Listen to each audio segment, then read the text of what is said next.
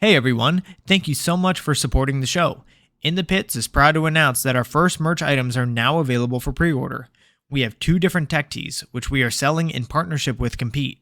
One is the solid metal pattern you see on the show, and the other is a black to metal fade, and both feature the In the Pits logo. These are my first ever merch items, so I wanted to give first backers and supporters of the show something a little extra. Every shirt made in this first run will be individually numbered, and there will only be a total of 50 made. Whether that split is 40 fade and 10 solid or 25 of each, there will only be 50 total. So message In the Pits on Facebook or Instagram to get your pre-order in and lock in your first backer status.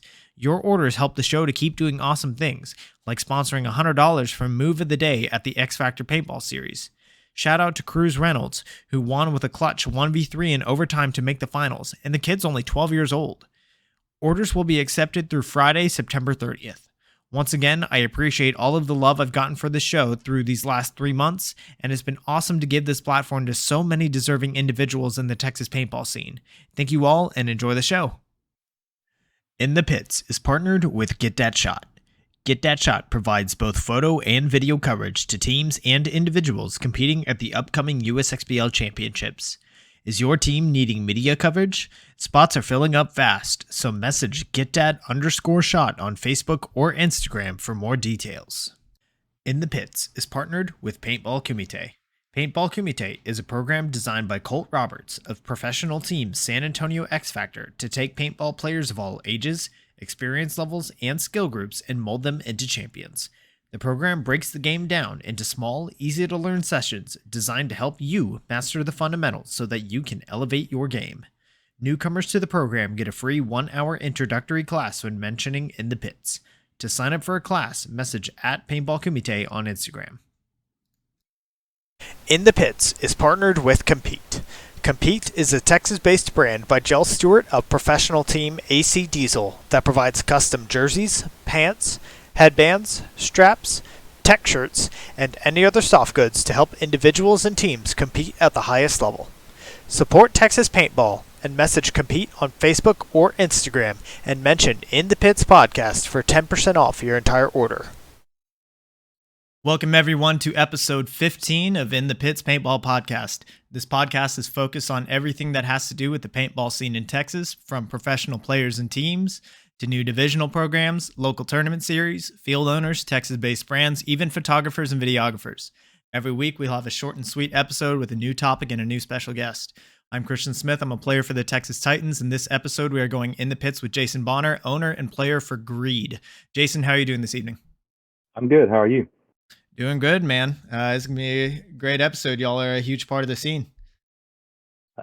Sometimes we are. Sometimes we kind of dip on out a little early when we don't play real well. So, Well, more often than not, y'all are pretty deep, especially this year.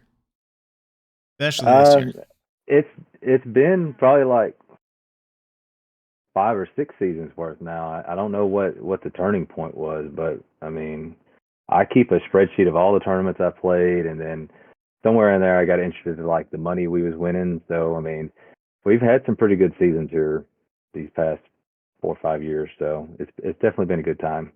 Yeah, I mean, just looking at your background, evidence is definitely there. Yeah, I had to clean it up a little bit. I had to pull some banners down and put some other ones up just to throw the flex out there a little bit. Mm-hmm. Well, it's looking good. Well, so we'll hide that silver one right there. Thanks to you. My pleasure, for sure. All right, so Jason, for those listening that maybe don't know all that much about you, how long have you been involved in the Texas paintball scene?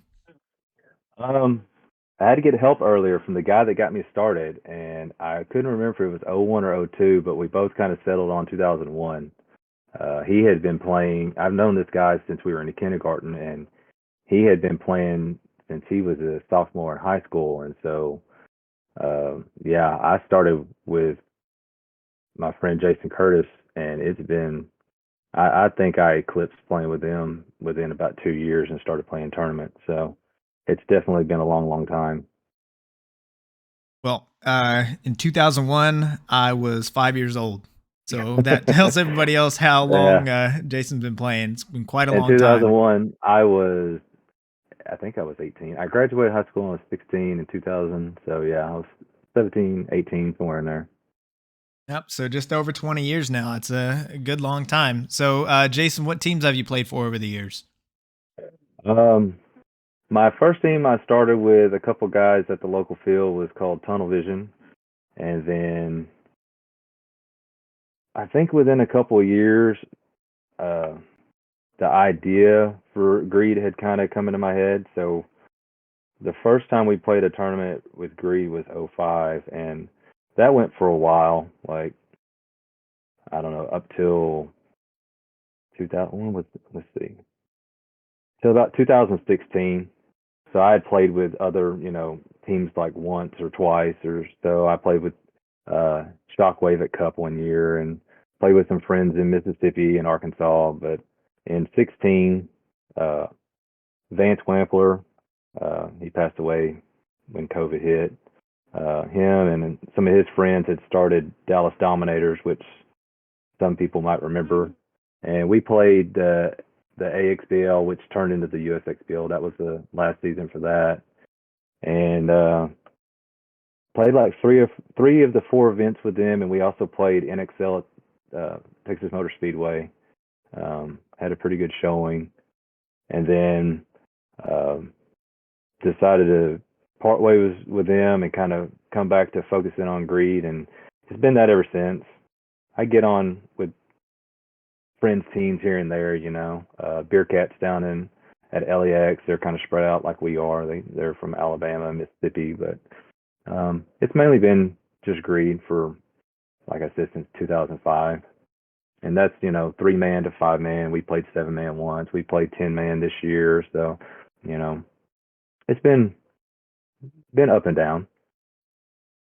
Yeah, well, I think as long as I've known about you, it's pretty much just been under the Greed or the Avarice banner. Yeah. Um, Yeah, I did the Avarice thing. That was actually some friends of mine from Alabama that had used that name, I think in like 2010 in the PSP. And we had talked about uh, doing like a second line, like a D4 line. And I was just like, I'm just going to snatch that. It's a synonym for Greed. It's kind of catchy.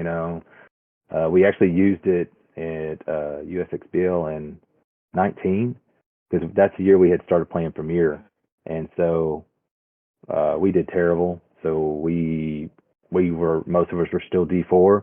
So I'm like, let's just play D4 at the last one, and we used that. And it was funny because I think Clint Johnson was like a team liaison thing, and he could not figure out who the team was. And when somebody finally told him, well, it's a synonym for Greed, it's probably those guys. He's like, yeah, you're definitely right. So we kind of threw everybody for a loop on that one, and it just kind of was something we used from then on. I think we played Bunkerfest last year under Avarice, so that was the mess with Matt Hodges. He was afraid we were coming, and so I threw that up. And when he realized, he had a good laugh about it. yep. And did y'all also play under Avarice for the classic events this year as well? Well, so we just use that for the 5-man. Are you talking about Pittsburgh? Yeah, I just Yeah. use that for because you can't register the same team twice at the same event kind of thing. So it was just easy that way. Plus, we had done those cool camo jerseys, which didn't blend in for shit, but they look good. So we use the average name for that. Yeah, it was cool to bring up a second team, and that's what we kind of went with.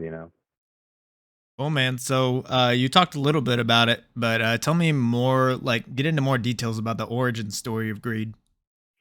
Well, so like I said, I had started that first team with a couple of local guys, and um, they were older than me, and I think that I was kind of wanting to start playing with some people more my age. And I'm talking about by talking about older, I'm talking about one guy was like 48, and the other one was probably mid to late 20s or early 30s or something like that. So it kind of just the name kind of just started as an idea, and then I had a friend I had met through PB Nation that lived probably an hour and a half away in Shreveport, and he and I and another friend were going to start playing 3-mans under it, but that kind of fizzled out after just like one get together at my local field. And so somewhere in there, my cousin Cody and our friend Colby, they had started coming out to the local field here, and we had talked about playing tournaments. And that's kind of where everything started there. Cody played just a couple events and quit, and then Colby hung around for the whole year, and we picked up another guy that stuck with me for probably 3 years after that. And ironically enough, I've talked him into kind of coming out of retirement because he he started enjoying like long distance bike riding more than anything. And so I've talked him into coming out and playing the D5 division at this last UFXPL coming up. So it's all kind of come around full circle. But we just, where I was, I live in Texarkana, and that's far northeast Texas. And so at the time, it wasn't really, I don't know, I wasn't interested in driving out to Dallas for some reason. So I floated around Louisiana, Arkansas, Oklahoma, and met people and, you know, played a lot of paintball with them. Probably not a lot of tournaments, but it was all a lot of 3-man and things like that. And then, slowly progressed to 5-man. And there's been probably 3 or 4 different groups of us to keep the team going for so long. Um, I think and like I said, I keep a spreadsheet of tournaments, and I went through and listed out everybody that I had played with on the team, and I think I got up somewhere like 140 something people. But across like 17 and a half years, that's really not that many compared to some teams that have only been around for 4 or 5, and they probably had the same. So, um, but yeah, it's been it's been a journey. It's been fun. It's been aggravating. Just about everything you can think about in running a paintball team, But it's what I like to do, so kind of keeps me going. Yeah, I bet. I mean, I know a little bit about that. I think when I checked your APPA, like most of your guys had around like 10, 20 events or so, at least with specifically with Greed or with Avarice. And then when I checked your name, it was like in the mid or high 60s or something like Yeah, that. So yeah, if that yeah. tells anybody how I I think long I it's have been with missed. that name. I think I have missed 1 or 2 tournaments that we entered with the Green name, and then obviously when we started the Avarice thing, I didn't play on that with those guys. Um, just as trying to coach them more than trying to coach them up to playing with the rest of us rather than try to be in the mix and not letting them learn, I guess. But yeah, I try to be involved in everything just because I feel like it's kind of not the same. And I know these guys could probably do it without me, but I just like being in it. It's something that I've had for this long, and I want to keep being part of it. Yeah, for sure. I mean, every time we are playing against Avarice or y'all are at events, like even if you're not playing as kind of like that D3 player on the D4 line, you're still out there with the hat and the clipboard, still Hmm. supporting the rest of your guys. So you've been in the Texas scene for over 20 years at this point. What are some things kind of riding those waves up and down that you've noticed that have changed over the years, either for better or for worse? Well, uh, like like I said in your script, I was trying to write some notes down to remember, and when I got to that question, I really it's kind of blank because I mean, when you stay in something long enough, you kind of it's either you evolve or you go extinct kind of thing. And so it dawned on me today. One thing I miss is grass fields. Like, don't get me wrong, turf is awesome. It's always there, rain or shine. But um, like the field I go to in Shreveport every once in a while, which kind of like the place we went to all the time, off limits paintball. There's strictly grass, and when I get out there, it's kind of like I kind of miss that. And I think along with that, I kind of miss having an actual national event on grass here. Like I get that they picked probably the worst time of the year when they did it, and that's why it got ran out. But those are probably two of the biggest things I miss, you know, for better or for worse of it.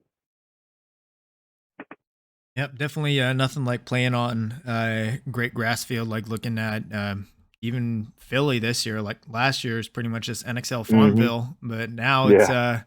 they've got a great field up there, and then same thing with Chicago. Chicago's always nice. Um, and I've played a few NXL Dallas events back when it was still at the racetrack, Yes. and Mud Fest every year. No, the first year was great, and that's like a theme for it, right? Like the first year for a national event in Texas was always kind of like Hmm. great, no problems, no holdups.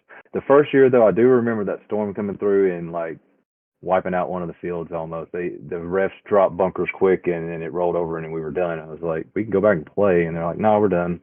But yeah, as they keep running the events here year after year, it seemed like it kept getting worse until they moved to a new venue. But I do miss that a lot because I don't know. It's cool to practice on it all the time, but go play an event on it, it changes, it makes it a little better, you know. Definitely. It is a I think turf makes it a little bit more of a consistent experience, but Yeah. grass is great. Real quick, we've got a whole lot of people watching in the chat. I'm counting 35 people in the chat right now. So y'all, welcome everyone. If you have something that you want to ask Jason, we're gonna get questions from the chat toward the end of the show. So if you have something you want to ask, go ahead type it in the chat now. We'll get to it towards the end. Is So this your biggest chat so far? is probably biggest or second biggest. I think Alex Uh, Martinez got into the 40s, oh yeah, but you know, yeah, that Alex is the whole other yeah. beast. Respect to that. I tried to advertise for it, so Oh, you've done a we'll good see what we job. end up with. All right, so your team program with Greed and Avarice, y'all share a lot of posts for Huskies, either for like Texas Husky Rescue, Husky House. Y'all share all those posts, and you do a lot to try and raise money and support for those organizations. I think like earlier this year, you did like one of those birthday fundraiser things on Facebook Yeah, for yeah, them. I Uh, did. so tell me more about the connections between Greed and Huskies. Well, apparently I was gone for a practice one day, and one come across Facebook that was up for adoption, and it caught my wife's eye, and so she filled out the adoption paperwork. And when I got back, she told me about it, and I was like, well, okay, you know, it is what it is, right? And so the next thing I know, we're driving to Grapevine, and we're bringing this crazy ass husky puppy home, and it's kind of been that ever since. They're a really fun breed. Um, my wife is pretty passionate about animal rescue and things like that, and I I tell her you got to quit looking at this stuff sometimes because it gets to be kind of rough, you know. But we adopted Bandit through Texas Husky Rescue, and there's breed specific rescues out there all across the country. So if you're looking for anything specific, you don't always have to go to a breeder. But Smokey come to us locally. He was in a bad situation, so we took him on. And then Frog was here locally as well, and we took her more as a foster, but she kind of just fit in, so she never left. So we have a Bandit, a Smokey, and a Frog. And I don't know. We we did uh we did a little throw together um, at the last AXBL when it changed to USXBL called Bandit's Buddies, and I had some shirts done with Bandit's face on the front. And so I think when we had redone the Gree jersey the next year, I thought, well, hell, let's just put it on there for something fun because, I mean, kind of like cross posting things, cross advertising and getting stuff out there. It always helps. So we did that, and then as we got more dogs, I kept putting them on the front, and then it's just kind of something funny, and it grabs attention, and you see people with their kids at the events, and they'll look at the husky, so it's just an attention grabber at this point. We tried. My wife's the admin on the Greed page, so she shares stuff every once in a while, and we try to help, advertise things, raising money and stuff like that, because you know it it's not always enough. There's never enough money to help some of these because I mean the vet bills on some of them get absolutely crazy, But we try. We we do a little bit here and there, and like you said, I do the birthday post usually, and I hound the hell out of all my friends because I see what they spend on other things. I'm like, go throw $20 at that. So this year was probably the biggest with I think it was like $2,000 worth or 2,500 or something. So that was pretty cool. I remember you had like a kind of a huge goal and you like blew past it. Absolutely. Yeah, I just kept bumping it up. Every time we get within 500, I'd bump it up another five, and so I got to like 2000, and it kind of slowed down, and I still went ahead and bumped it up 500. And I think my parents ended up cutting me a check for the last five, and I was like, I think I've done tapped everybody out across a month, so we'll just cut it off there, you know. But we try to do a little bit. It's not, it doesn't take any effort to do something like that, just clicking a few buttons. But Yeah, for sure. I mean, it's cool to see y'all kind of using your platform to do something like that for a good cause. I don't see yeah, a lot of other organizations really doing stuff like that, except for I would maybe the Cyclones. I would like to do something like a random draw 3-man or something, and just have everybody pay in something cheap, and then maybe get some prizes donated and donate the rest. Because I think that was one thing I did with those shirts that we did in 16 was I had everybody pay enough to cover the shirt and maybe like 10 or 20 bucks, and then I took what would have been the profit and I ended up donating it all to what we had gotten to the TXHR, and I think it was probably like 250 something. I mean, it's a little bit, but every little bit helps. Yeah, for sure. I mean, it's not all that hard to set up. Like I remember back right after I graduated from University of Texas, we were trying to do like a kind of a charity event where entry would be like kind of 30 like, canned food items, and then just kind of donate it all to the food bank in Austin. Right. And granted, while we were in the middle of that planning phase, COVID came in and shut everything down. But it's Hmm. not too difficult to plan something like that, and it can really do a lot for those organizations. Yep. Yep. So, Jason, so your team also plays in a lot of other tournament series throughout the year, and you've done very well in all of them, if not won a bunch of them. So you've played XTPL events, the Star Series / Frostbite. You played Bunker Fest. You played the ICC and Pittsburgh Classic, and recently you've done. After the NXL started doing their minor events, you've played both D3 5-man, and I think you've won both of those events up at Hmm. Giant, correct? In D3 5-man? Back to back. Mm-hmm. And then you also played D4X at this past year's Cup, and then also, not to mention historically over the 20 years, like you played in the SCPA and the PSP. So uh, Hmm. let's get some answers. Like, which tournament series has been your favorite to play? Let's give like overall over the 20 years, which one has been your favorite, and then pick one just within the last 2 years. Well, from as many years as we've had the team, it's kind of hard to pick because I mean we've done well and we've done bad. Um, I think probably playing, and one of them you didn't list was called LAPL, which was a 3-man series in Louisiana, and my friend Travis Longmore started that at Fort Polk down kind of South Louisiana, I think. I never forgot. We played that. We ended up winning that series like 3 of the 4 seasons that they had it, and actually his team come back and won it the last season. So I thought that was pretty cool since he started it. But that's probably been historically my most favorite one, just because it was just 3-man. You get out there and you have a good time, and I mean, I want to say probably the second season. I think we won every event that season, and so that's probably my most favorite. Even though it's 3-man, it's kind of cheesy, but Mm. um, I like that, and um, SCPA was cool. We did both seasons of that when they had it, because those were for the team I had at the time. The people running it were our friends, and we were supporting them, and that was kind of cool. I think the team actually we got our first 5-man win at the first event the second year they ran it. So that would be another good one. Just first anythings are usually probably the most memorable. All right, for sure. How about within the last 2 years, basically like kind of COVID shutdown and forward? Yeah.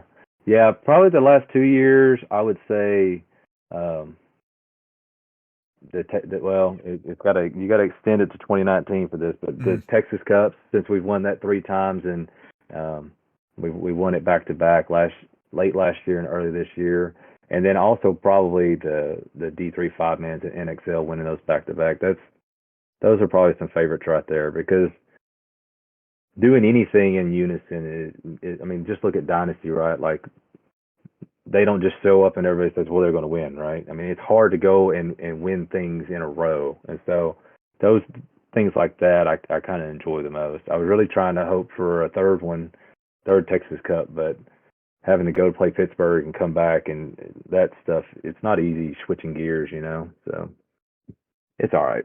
Maybe we can get one more in early next season if a lot of people don't rank up. Yeah, well, y'all definitely play a lot of events throughout the year. Well, we don't play NXL religiously, so that saves a lot of money, right? Because like we were talking before the show, I think we had probably $8,000 tied up in World Cup alone last year without flights and without food. So, you know, if you're looking to play a full NXL season, you better be ready to break some bread, you know. But since we don't do that, we can practice all the time. We can play just about any event we want without having to break the bank. I mean, even though some of them do break the bank, we can afford it because we're not trying to save $1,000 to go play an NXL event. So Yeah, I mean, we're kind of breaking down for the Titans. We're doing our budget because we're going to World Cup this year, kind of our last event before we all rank up. And we're probably yeah, putting aside like $1,200 a person, something like that. you We're gonna better go save play some money. D4X ball. Yep. So we've talked about all your favorite events and event series to play, but what has been your favorite kind of single moment in your career so far? You threw that one on me. Oh, I don't know, dude. There's so many. I kind of wish the favorite moment would have been last year getting that point against y'all, but Hard Hat Bobby had a different decision for that one. Well, that would be my answer for sure. Yeah, that would have been the one because for that event that was Britton's last event with us because he's in the Air Force and he flies a B-52. So they were moving him from Barksdale in Shreveport Bossier up to whatever it is in North Dakota, Nebraska. Yeah, whatever it is up there. I can't even remember. Minot. There you go. And so in the back of my mind, we were playing well.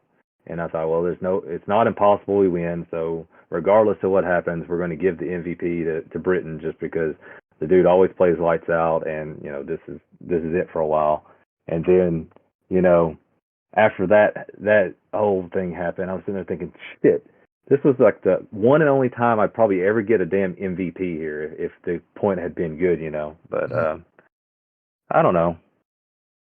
I think just as a basic answer though, favorite moment is anytime we go through the event, we play team paintball, all the P's and Q's and dotting the I's and crossing the T's line up. That's probably favorite time ever, because I mean we put in as much as work as we do. For me, the wins only last till Wednesday. After that, it doesn't matter anymore. But when we play good paintball, that's my favorite point in playing tournaments ever, Yeah, I mean that kind of makes me think of the first USXBL event this year where it was Titans and Avarice in the finals, and the first point went the full 12 minutes, and then the overtime point went the full 5 minutes, and then it went down to one-on-ones. That was kind of like a most evenly matched single match that I've ever seen. I don't think I've ever seen like a full just first point go the full distance and then overtime also go the full distance. And it's crazy because I was sitting there thinking about that event. I was talking to the guys because we usually do at some point before the next event, we kind of review it. And I'm sitting there thinking like, why didn't we do this and why didn't we do that? But I'm sitting in there also thinking, well, when you change one little thing, like somebody making it, like somebody going to bunker out Strickland, because he was in an easy spot to kind of get to had anybody just played down through the snake there. If we get rid of that and we end up getting a point and it saves X amount of time, you guys come back and get another point and maybe get another point. So kind of just got to take things as they are. But that was a pretty squared off match right there, Hats off to Taylor. which they had their own little one-on-one league. I don't even know how many years ago, probably 10, 11 years ago. And I want to say if they had 5 events, he probably won 2 or 3 of them. And that's when he was probably like 12. So, I mean, the dude can ball for sure. So hats off to him for winning that one for us. Absolutely. It was really, really close match. You know, so kind of moving on from that.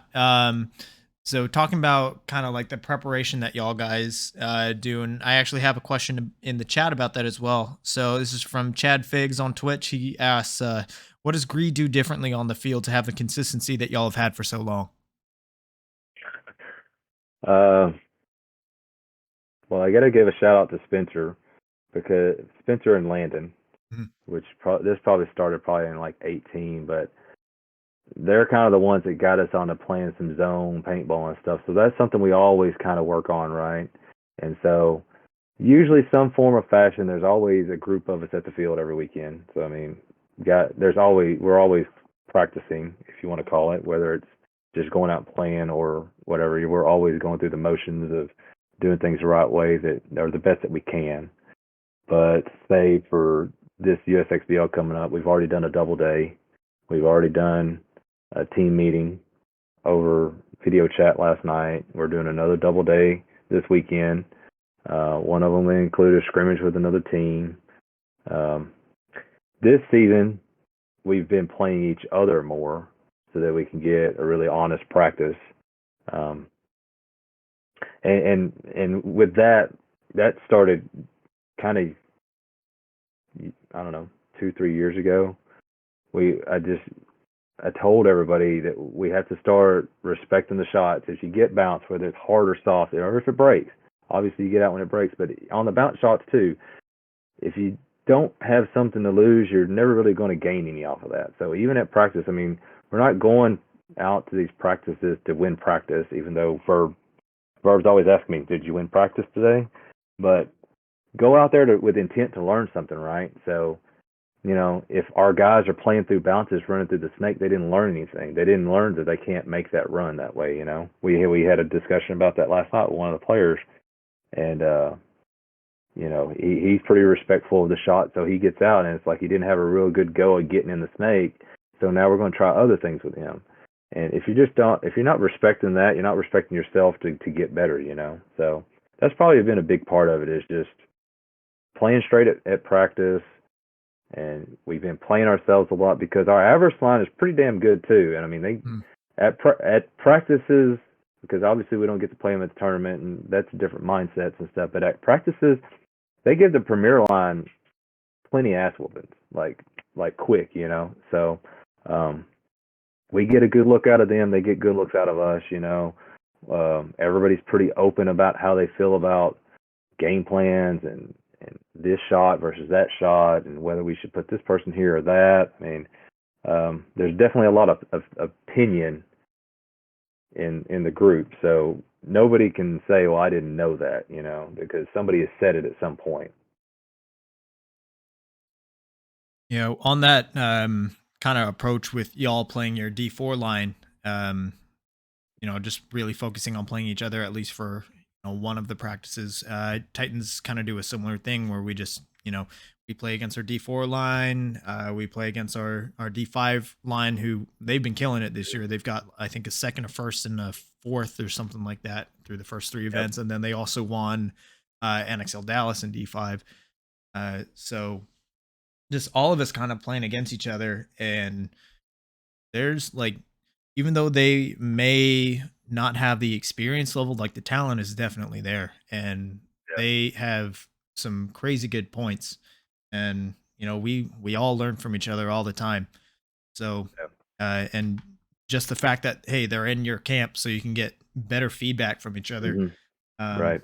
That's a huge thing too. So for kind of those teams out there, like if you don't have kind of multiple lines, like if you only have like a D5 line, like see if you can get another, like as you rank up, maybe if you go from D5 to D4, see if you can fill that D5 spot. That way you not only can play against yourselves, you can help those younger guys to get that experience, but also like you're helping yourself at the same time in the long run. Hmm.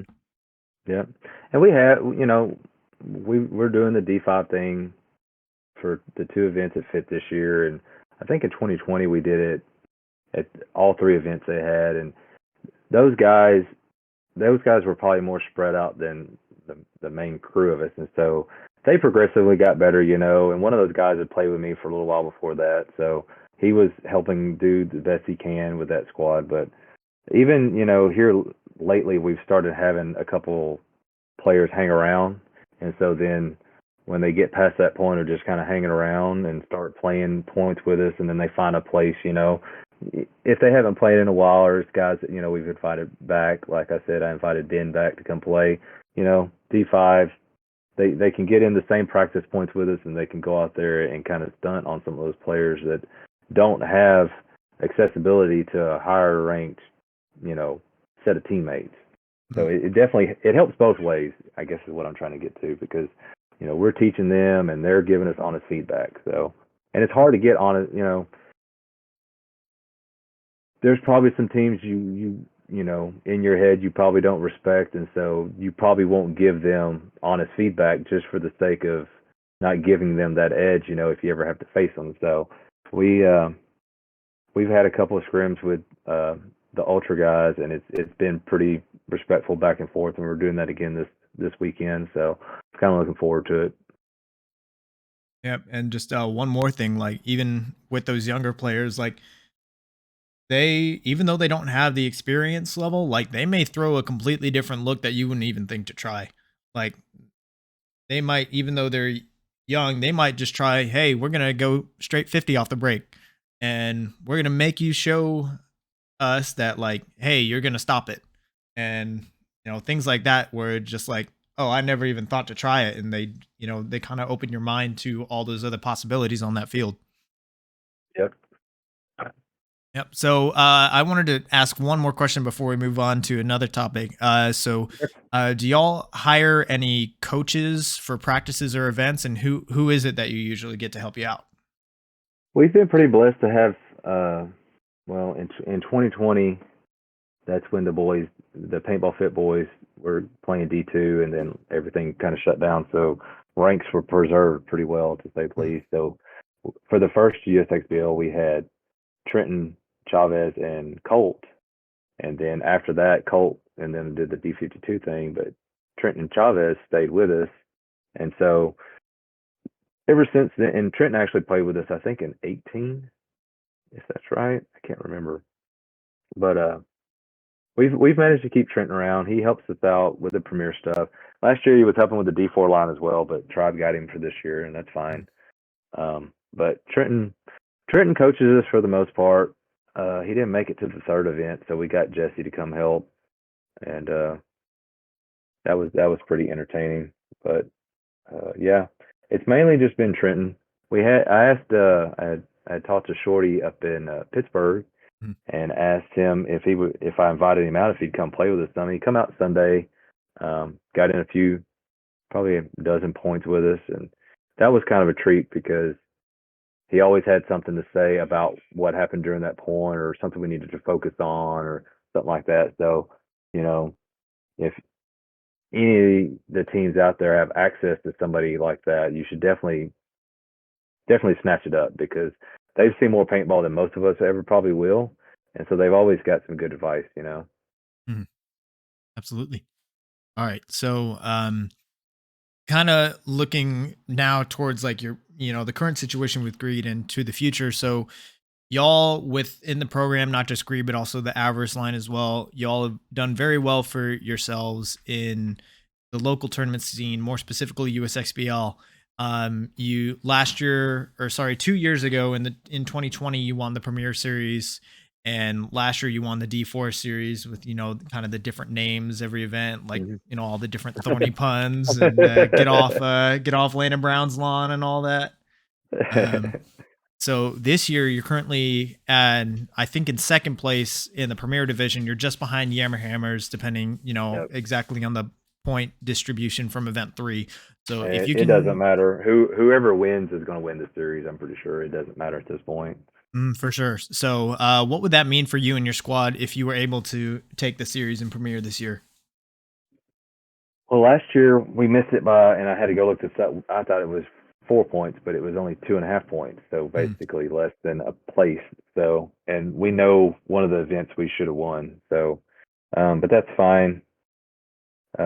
It would be cool to pick the Premier Series back up though, just kind of some validation, kind of feeling like we belong, you know, in that kind of realm of D3, because like on a regional level versus a national level, it's kind of two different animals. So, mm, um, obviously, if the division was bigger, you'd have a better standing of where you could be nationally. But I don't know, it would kind of validate a lot of the work and effort we've put in this year because um, I get a lot of people asking how to play with us and things like that, but I don't think some people would enjoy as much time as we put into it, because you kind of got to have that desire to want to win.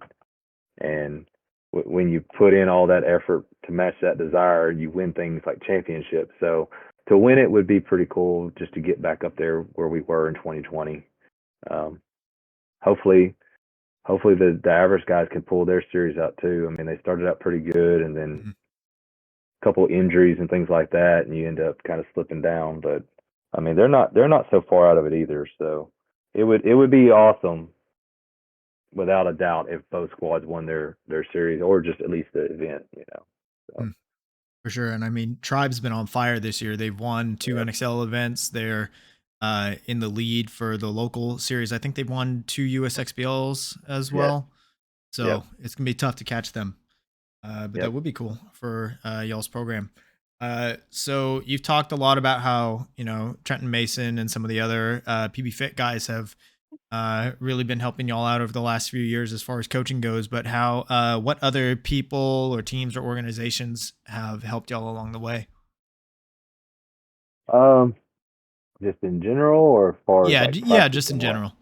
Um, mostly our sponsors, so JD and Sarah and the boys. Mm, I think I went out to Fit probably in for the first time in like 16, and I want to say they probably built it in 15, but to see what they started with, and that was awesome in itself. oh yeah. If you can go back, if you can stand to go back far enough on the paintball fit page and see what their first field looked like that was awesome. And then to have that three times in the back is even more awesome. But JD's always kind of been there, whatever we needed. Um, Charles Dean was maxed. He's I want to say he was with Social whenever we Mm, won that SCPA event, and he caught all that on video. And he's a cool guy to have around because he does all our artwork and things like that, and kind of pride ourselves on having a pretty good looking jersey, I think. Um, Family and friends, especially the friends that come out and do all the pit work for us, because it's not like we don't have any rich people on the team that front anything. We're all out of our own pocket. So I mean, usually anybody that comes in pits, if they ask, they get some. Man, Verb, why you gotta be talking like that? Normally, all you can kind of offer is either a beer or some lunch or some dinner or something. So, mm, all our friends that help with a pit, that's a big part of it. And anybody who plays X ball knows you can't win without at least one person that knows what they're doing in the pit. It mm, used to be Brandy, my wife, and then we got all these dogs, so she can't hardly go anywhere now. But I mean, she used to be pit boss like a son of a gun, doing everything by herself. Um, but yeah, probably any of the folks who've ever helped us pit. That's probably the main thing because that helps us out a lot. It's definitely a struggle to ask people to come, especially on the shit weather days. And hey, will you stand here in this one spot and load these pods and wipe me off? But other than that, I don't know. It's been so long, you lose track of some people. But I give a shout out to Verb though. He always puts us up on some media for sure. mhm. Yep, and I mean the pits are huge. I think that you know, great pits will help everybody just play at the top of their game. It's something else not having to worry about having to go, like who's running pods this point. or Hmm. forgetting to wipe someone's pack and suddenly you're getting a minor. The next point that shouldn't have happened, or even a major. But like, bad pits or lack of pits can absolutely lose you points, and that turns into lost matches.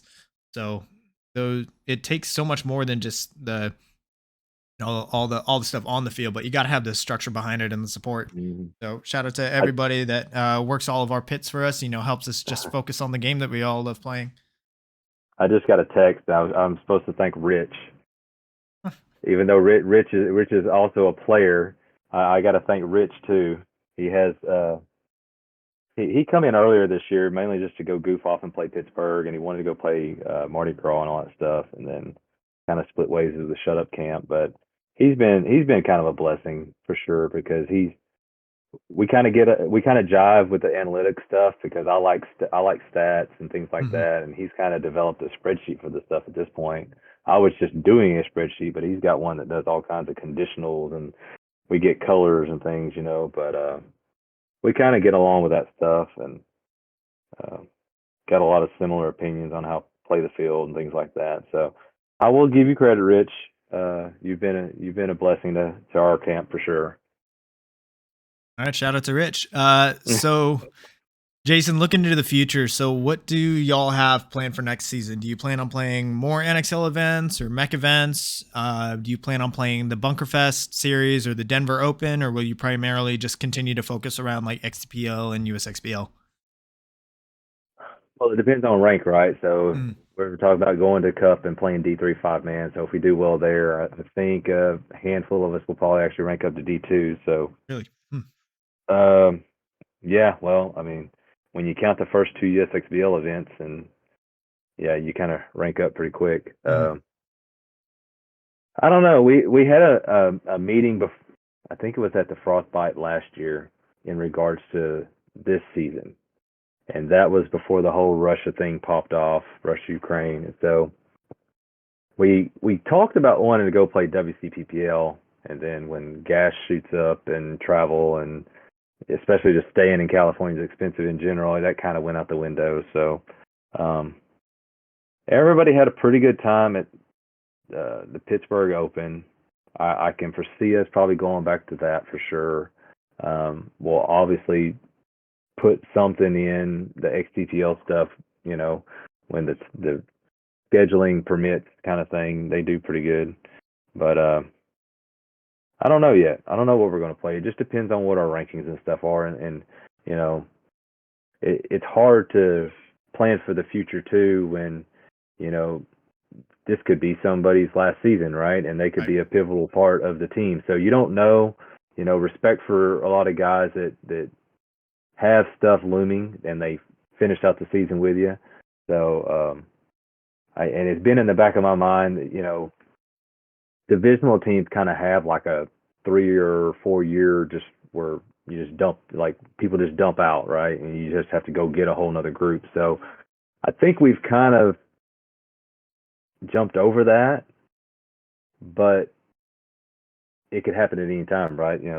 Something could happen and you could lose a couple of people. And so, um, I don't know. I don't know what we're going to play, honestly. I would like to try to give the WCPPL thing a try. I got a Mm, lot of respect for Hinman, and you hear a lot of people praise his league, so I'd like to go try that. Um, Playing a full season in NXL, look, if there's anybody out there that wants to start as a billionaire and end up a millionaire, I'm down to waste your money. But I don't know. Like I think it's all right just to play your local one, right? And then maybe cup mhm. and kind of do that. It kind of doesn't leave you with a whole bad taste in your mouth, just maybe once or twice a year rather than 5 or 6 times a year, the way they're running these events now. But I don't know. We'll just have to wait and see what comes out over the off season and see if anything else pops up. I wouldn't mind going to Denver though. I've never been to Mm. Colorado, so Rangel's thing there might be something to do. Yep. And Denver, I think he said that it's going to be true 7 man with just kind of open and amateur divisions only. It's not going to Well, be like that'd be cool. D5 to D2 and all that. Just That's you all know, right. truly old school. Well, we got one of those too up there. That middle one, that's a 7 man Hmm. win. So We decimated some people that day. That was right after the snowstorm too. That was kind of funny. Cool. All right, so we got one question in the chat. This is from PK27. That's Pat Rayborn on the Titans. His question is thoughts on the USXBL awarding APPA points for Premier. I kind of wish they could go and take those back for this season. Because seeing how the division has gone down, because I mean, I think we were talking about the rankings earlier, and I mean there was 8 teams at the first one. Yep. So and 5 at the second one. I can't remember what we had at the third one, but I don't know. I kind of wish they could go take those back. But I mean, at the same time, I mean, maybe it's time for us to move out of regional and do something more, maybe like Rain Gale or maybe NXL. I don't know, but I don't know. I kind of wish they hadn't counted them points. That would help us out a little bit. Yeah, I totally get both sides. Like, I do wish that them counting the points, I do wish at the very least they would have told all the Premier teams about it, because it felt like it was just a kind of surprise after the fact. Not that it would have changed us playing or not, but I kind of feel like it happened after everybody had paid, kind of thing. Right. Because I want to say I was surprised that it was happening, because I think in 19 is when they kind of started that the Premier was strictly no points, and even the first event of 19 we got it counted because they didn't get the, I don't know what they were doing, but they didn't apparently get the, or was it just a boo boo? You might be right, Verb. The one in 19 was definitely a boo boo. They didn't get the rosters deleted in time, so a lot of people got stuck with that first event. But I don't know. I mean, you go out to WCPPL and they got a different definition of Premier, right? Right. So it's just all based on what we got. There's no D2 teams really in Texas. I mean, they've all moved up to semi-pro. So if the idea was to create a D2 division, you kind of got to have some presence there. Right. Yeah. Or, it's got to kind of be existing. And I'm not hating on them for trying to do it, but I don't know, kind of foobar some things. I mean, you eventually gonna have to make that transition. So someone in some season is gonna kind of get shafted, but totally makes sense that you got to do it eventually. So, so Pat, you said ask your other question. I actually can't find your other question in the chat. Can you put it in again? The HRL. Yeah, we played. Let me go look at my spreadsheet. We played one of those one time, and it was actually. So there was this guy playing with me out at Funnel and Run at the KMT, and he had been diagnosed with melanoma, and so while we were at this HRL, while we were at this HRL, I was trying to get a hold of him because I knew he was down in Houston doing chemo or trial therapy or something, and then I found out that he was actually in hospice. So that was kind of a memorable moment if you ever wanted one. But rookie 3 minute right here. Yeah. November of 2010. That's when we were down there. We got like 10th out of 19 is what I got here. Yep. So I think Rayborn said that he played against y'all at that event. I forget what team he said he was playing under. Yeah, he probably beat us. I don't know. But I had some guys that were pretty young with me, so like I said, we got 10th out of 19. We didn't do all that great. Gotcha. So we're getting to the end of our show here. This is what I ask everybody. Part of it, is to give other people in Texas shout outs, also to kind of let me know who I need to get on the show next. But are there any Texas-based teams, players, brands, projects, anybody in Texas that have caught your attention? So if people don't know about them, who does Texas need to know about? If you're looking for somebody to get on, I would have to say Charles Dean of Max Paintball or Max Sportswear, because he's been around a hot minute. I want to say he's been around 7-man era. He's been around Texas too. I think he lived in Houston at some point. So he travels a lot now. I think he's like a silver sponsor or something for the NXL. So he might have some stories there, things he's seen or done. But he would probably be a good one to get on. and have some conversation with. He does, like I said before, awesome artwork for us. He's been in the media thing. He's worked for Social Paintball at one time. Um, he actually, we hit him up to go with us to Cup last year to coach. I think we made him bite off more than he could chew because we only gave him like 2 weekends to practice, to come out and practice with us. So he really, it's hard to coach guys that you're not around all the time. So you don't know like their playing styles, their cues, their, how emotional they get or like their temperaments and things like that. So I think we kind of just like threw him to the lion's den on that one and expected the world, but he did good. He did best he could with what he had, and like I said before, we're either on or we're way off. So we were kind of trying to get there and just couldn't get it on that event. Right. Yeah, I remember back when I was on the Texas Longhorns, we went through Social for our jerseys, and so we kind of went through him a couple of times, and that would have been Yep. right around or right before he did that event where I think he was either playing or coaching with, I think it was Grit or Grind or one of those two. Yeah. Yeah. Yeah, he was with Grit. So yeah, that was like the name of one of their They're like I product guess lines, right? Their yeah, jerseys. it's a product line for like jerseys and pants, I think. And so it kind of worked out, and now it's I think Dallas hung around, and that's probably the squad that was playing semi-pro last year or D2 or something like that. Yeah, they did D2 events last year. Yeah. So yeah, he was a part of that when they were playing. So that would be the same year. Actually, that would probably be the year before, the year of, and maybe the year after I played with Dominators, because I can remember. I think they won that series, the D3 series that season. They were pretty damn good. They were hard to beat for sure. Gotcha. Yeah. So yeah, I'll put Charles Dean on my list. I've got a whole spreadsheet here as well. Speaking of spreadsheets, just kind of keeping track of all the guests I've had before and kind of what field or what area they're from, trying to make sure, I'm not getting a whole bunch of San Antonio all at once or a bunch of Dallas, kind of trying to spread it out because this is way more than just Dallas and San Oh yeah. Antonio and Austin and Houston. We got players from the Valley, we got players from all over the place we can get in. So let's see. Oh yeah. Have you heard anything about this new Wasteland Field in Houston? What are your thoughts on that? I don't know anything about it.